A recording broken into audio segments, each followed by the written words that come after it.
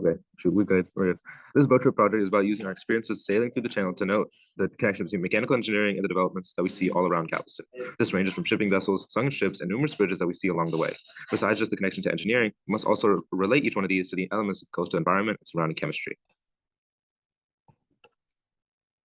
So how this relates to the water and coastal environment, due to the Galveston Channel and connections connecting to the greater Gulf of Mexico, we see the effects of shipping, pollution, and construction spanning far wider than many would expect. For this reason, we must look at the surroundings and weigh the benefits when utilizing harmful practices in order to ensure our marine life can live unharmed. And how does this relate to chemistry? Well, when it comes to chemistry, there's a constant contact to natural and man-made resources which react to cause damage to the coastal environments. Reactions such as corrosion are not only harmful to vessels themselves, but also to the surrounding area. However, we will cover this more in other upcoming slides. Next, we have Joshua, who will be covering the group roles. In our group, there are 5 members. There is Rohan, Isaiah, myself, Hugh, and Aran. For our roles, we have Rohan as our team manager. He's there to guide the team and oversee all the other roles, making sure everyone is contributing to the project. Isaiah and myself are the team facilitators who connect the other groups and help other organize working together. Hugh is the project manager. He's there to help guide others with the final video presentation. Arnav is the research facilitator that is there to make sure that the research is well and efficient. What we came across as a challenge as our group is finding how to apply mechanical engineering to solving the problems in the coastal environment. What we did to overcome that is by looking at the mechanical structures that interact with the coastal ecosystems on a daily basis. This being things like boats, ships, oil rigs, and oceanside factories. Our agreement helped us find our ways since we had all agreed to work as a group and were bouncing ideas off each other, which ultimately helped us come to a conclusion.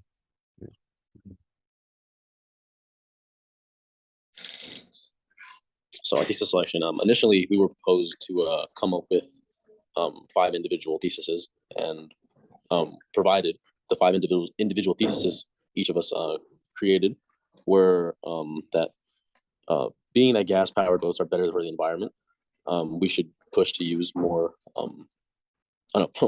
Being that electric power is better for the environment, we should push to use electric power in vehicles. Second, our next proposal was that hydraulic power plants should be used over fossil fuels. Our third was the necessary factors of a dry dock and equipment needed to repair what is necessary in relation to mechanical engineering. Fourth was a short-term cost and benefit of gasoline-powered boats is outweighed by the other cost benefits of green hydrogen as far as energy consumption in boats. And our last proposal was the combination of electrical and hydraulic systems to power cranes and managed storage systems and supplies on the coast of Galveston. We ended up going with the first proposal that that green power is better than gas power for as far as boats and as well as the environment goes.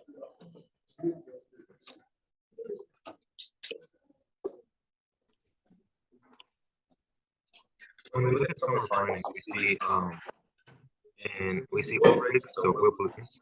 And one thing that we see about this is that these oil rigs are both in motion and also considered dry dock maintenance platforms that focus on deep sea mining, and that is onshore. Sites such as these utilize petroleum and contribute to the ocean waste that we see that are big factors in the ocean marine life health and its overall decline. According to the U.S. Environmental Protection Agency, their emission control agency really focus on working on mitigating the impacts of its pollution and ensuring that these oil rigs are not outputting too much bad pollution to the environment and overall maintaining the ocean health. Another one of the things that we see is the ship maintenance. So we see the warship in the background. It's the coordinates 29.31487777 and negative 94.792616. So it not only displays characteristics of rust, but also shows the overall effects of corrosion and maintenance that is required to maintain these vessels. Another one that we see at the top is the Galveston Causeway Railway Bridge. So that's just something that we saw near the end of our boat trip and on our way back to Galveston. And though not mentioned, and though we don't have a picture of it, is also the SS Selma, is one of the old warships that we have that has sunken, and it's covered in rust and is made of only concrete and rebar.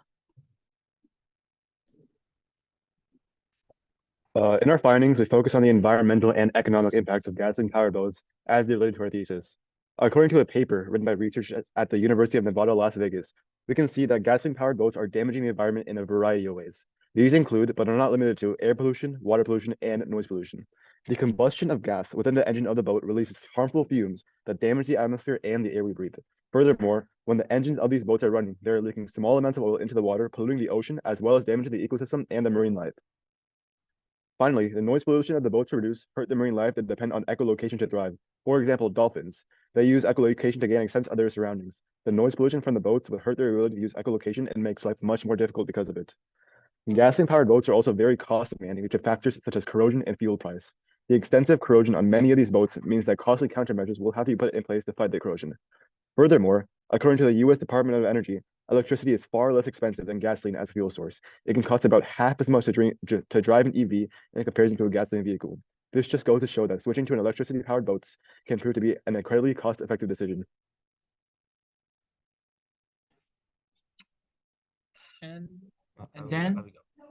The scientific areas that exist to identify this problem, as previously mentioned by Arnav and me, the U.S. Department of Energy and the Environmental Protection Agency are both departments of the U.S., and they work towards being environmentally friendly and working to an environmentally friendly future.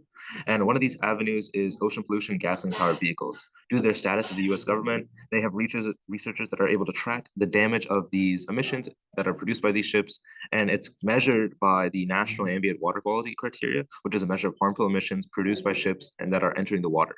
And these are regulated by the Environmental Protection Agency and that ensure ocean health is maintained.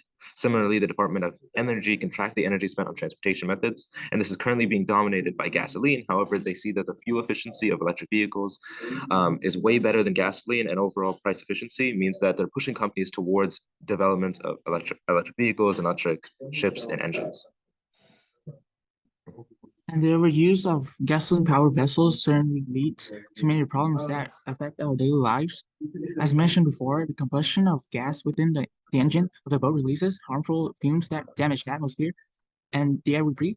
Also, when the engine of these boats are operating, they'll leak a small amount of oil into the water, and that small amount can devastatingly damage the marine environment.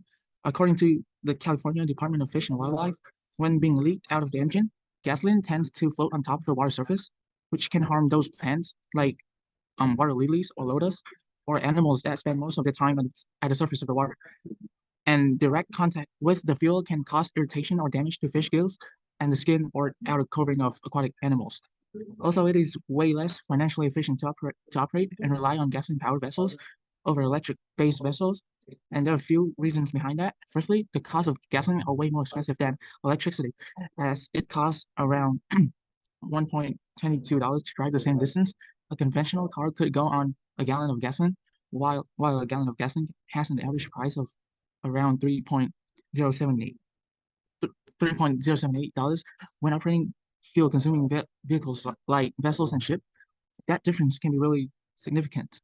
The next reason is due to the fact that gasoline-powered vessel will cost a lot more to perform maintenance required to prevent corrosion, as well as swapping out materials when corrosion gets very intense. Corrosion is the process of metal being broken in an electrochemical reaction that oxides the metal, causing it to produce rust as the product. Metals like iron can be easily oxidized through a chemical reaction with O2 and produce iron oxide, especially when those materials continuously exposed to salt water, since there will be an increase in the presence of the soft ions. These ions allow electrons to move faster on the metal, speeding up the formation of rust. This reaction is not favorable for ships, as the physical properties of rust are far weaker than that of their original metal. In comparison, electric engines do not have to rely on these preventative measures due to the lack of seals and pumps, which could fail and cause further damage to the internal parts. So to prevent the releases of carbon dioxide or CO2 into the atmosphere, ships and vessels must follow regulations that the government established in order to control the amount of greenhouse gas emissions. And one of those regulations is that it required the installation of an exhaust gas cleaning system.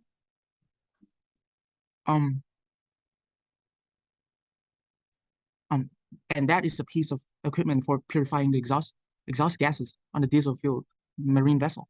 It removes the toxic SO gas and solid particles from the exhaust gas before it is vented into the atmosphere.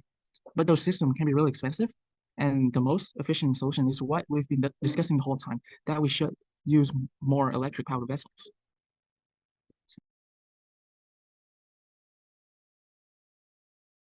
And lastly, these are our references.